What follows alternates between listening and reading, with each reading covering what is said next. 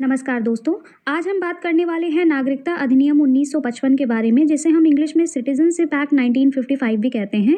एक ऐसा कानून जो तय करता है कि कौन भारत का नागरिक होगा, वो भारत का नागरिक कैसे बनेगा और किन परिस्थितियों में नागरिकता समाप्त भी हो सकती है। अगर आप जानना चाहते हैं कि नागरिकता जन्म, वंश पंजीकरण, प्राकृतिकरण या क्षेत्र के विलय से कैसे मिलती है, तो ये वीडियो आपके लिए काफ़ी महत्वपूर्ण होने वाली है। तो चलिए बिना समय गंवाए समझते हैं कि नागरिकता अधिनियम 1955 क्या कहता है। बेसिकली सिटीजनशिप एक्ट 1955 संविधान लागू होने के बाद अर्जन एवं समाप्ति के बारे में उपबंध करता है। मूल रूप से नागरिकता अधिनियम 1955 ने भी राष्ट्रमंडल नागरिकता प्रदान की है, लेकिन इस प्रावधान को नागरिकता संशोधन अधिनियम 2003 के द्वारा निरस्त कर दिया गया था। इस एक्ट में कुल 19 सेक्शंस हैं। इसमें नागरिकता प्राप्त करने और समाप्त करने के प्रावधान शामिल किए गए हैं। सबसे पहले बात करते हैं एक्विजिशन ऑफ सिटीजनशिप की, यानी कि नागरिकता के अर्जन के तरीके क्या क्या हैं। हमारा जो सिटीजनशिप एक्ट 1955 है, उसमें कुछ ऐसे सेक्शंस दिए गए हैं जो ये प्रावधान करते हैं कि नागरिकता के अर्जन के तरीके क्या क्या हैं। सबसे पहले अगर हम सेक्शन 3 की बात करें, जो कहता है कि सिटीजनशिप बाई बर्थ, यानी कि जन्म के आधार पर भी लोगों को नागरिकता दे दी जाएगी। सेक्शन 4 में बाई डिसेंट का प्रावधान है, यानी कि वंश के आधार पर लोगों को नागरिकता दे दी जाएगी। सेक्शन 5 कहता है कि सिटीजनशिप बाई रजिस्ट्रेशन, यानी कि ये व्यवस्था उनके लिए जिनका भारत के साथ कोई ना कोई संबंध बनता है, उनके लिए बनाई गई थी। सेक्शन 6 में सिटीजनशिप बाई नेचुरलाइजेशन का प्रावधान है और सेक्शन 7 में citizenship through incorporation of territories के बारे में प्रावधान दिया गया है। नाउ हम बात करते हैं सेक्शन 3 की, जो कहता है कि सिटीजनशिप बाई बर्थ, यानी कि लोगों को जन्म के आधार पर भारत की नागरिकता मिलेगी। इसमें बेसिकली 1955 में ये प्रावधान था कि जो भी बच्चा भारत में जन्म लेगा उसे भारत की नागरिकता दे दी जाएगी। सेक्शन 4 जो कि कहता है बाई डिसेंट, यानी कि लोगों को वंश के आधार पर नागरिकता दे दी जाएगी। अर्थात यदि कोई व्यक्ति भारतीय मूल का है लेकिन उसका बच्चा किसी विदेश में जन्म लिया है, तो उस बच्चे को वंश के आधार पर नागरिकता मिल जाएगी, बशर्ते उसे 1 साल के भीतर रजिस्ट्रेशन करवाना होगा। वंश का जो जरिया बनाया गया था वो पिता को बनाया गया था। सेक्शन 5 में प्रावधान है कि सिटीजनशिप बाय रजिस्ट्रेशन, यानी कि ये व्यवस्था उनके लिए बनाई गई थी जिनका भारत के साथ कोई ना कोई संबंध बनता है। एग्जाम्पल PIO, जिसका फुल फॉर्म होता है पर्सन इंडिया ओरिजिन। यदि ये व्यक्ति विदेश में रह रहे हैं लेकिन अब वे भारत आना चाहते हैं, तो उन्हें भी भारत की नागरिकता दे दी जाएगी, बशर्ते उस व्यक्ति को 7 साल भारत में रहना होगा। सेक्शन 6 में प्रावधान है सिटीजनशिप बाय नेचुरलाइजेशन।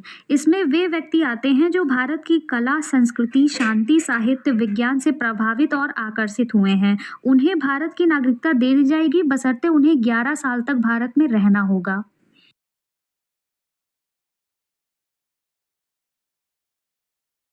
सेक्शन 7 कहता है citizenship through incorporation of territories, यानी कि किसी राज्य क्षेत्र के समावेशन द्वारा भी भारत की नागरिकता प्रदान की जा सकती है।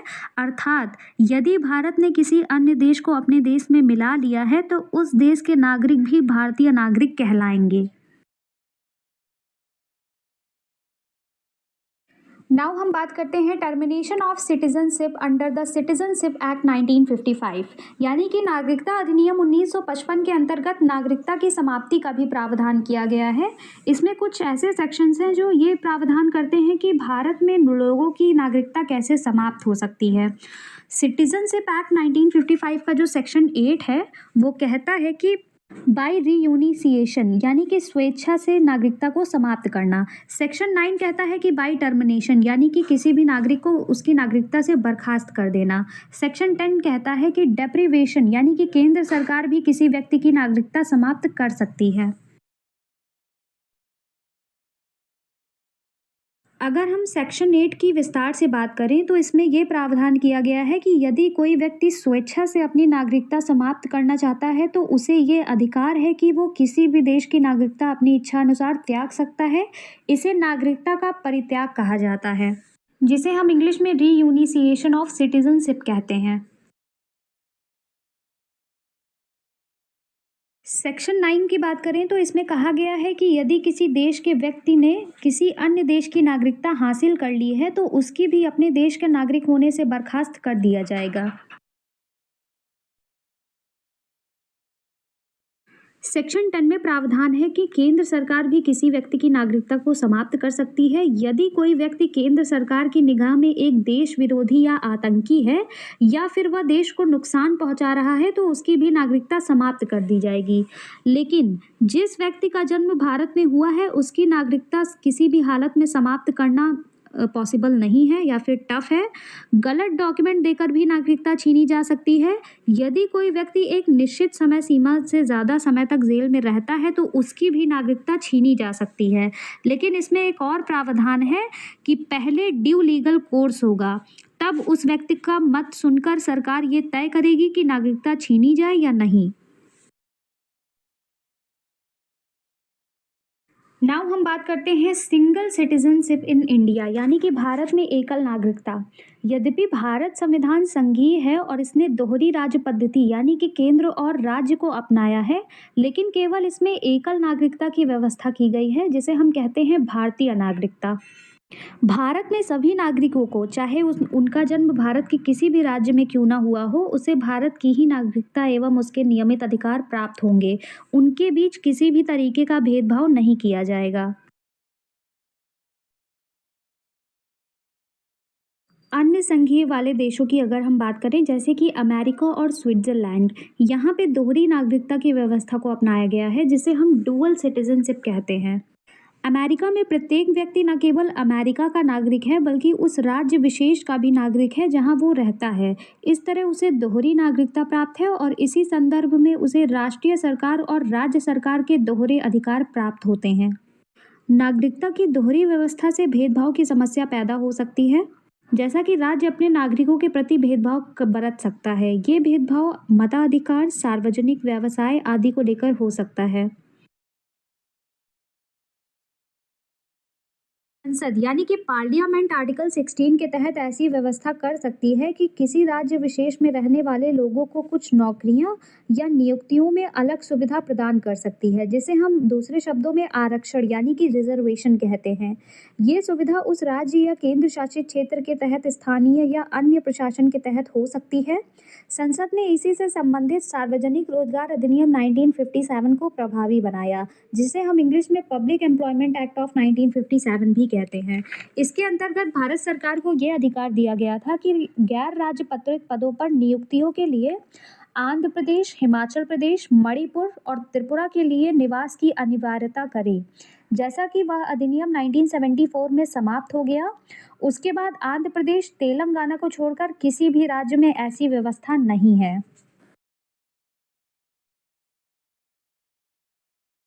संविधान अनुच्छेद 15 कहता है कि किसी भी नागरिक के खिलाफ धर्म, मूल वंश, जाति, लिंग, जन्म स्थान या निवास के आधार पर भेदभाव करने का अधिकार किसी को भी नहीं है। इसका मतलब ये है कि निवास के आधार पर राज्य किसी को भी विशेष सुविधा दे सकता है, जो कि संविधान द्वारा दिए गए अधिकारों के सीमा क्षेत्र में आने वाला मामला ना हो। इसका अगर हम उदाहरण देखें तो एक राज्य अपने निवासियों के लिए शैक्षणिक शुल्क में छूट दे सकता है। आर्टिकल 19 के अंतर्गत एक प्रावधान है कि निवास एवं घूमने की स्वतंत्रता सभी को है। अनुसूचित जनजातियों के हित में एक सुरक्षा का विषय इसमें जोड़ा गया कि जनजातीय क्षेत्रों में प्रवेश एवं निवास प्रतिबंधित है। निश्चित रूप से ऐसी व्यवस्था इसलिए बनाई गई थी क्योंकि उनकी विशेष संस्कृति, भाषा, रिवाज आदि को बचाया जा सके। यही नहीं, ये व्यवस्था उनकी संपत्ति एवं परंपरा को बचाने एवं उनके शोषण के विरुद्ध एक सुरक्षा कवच भी साबित हुई है।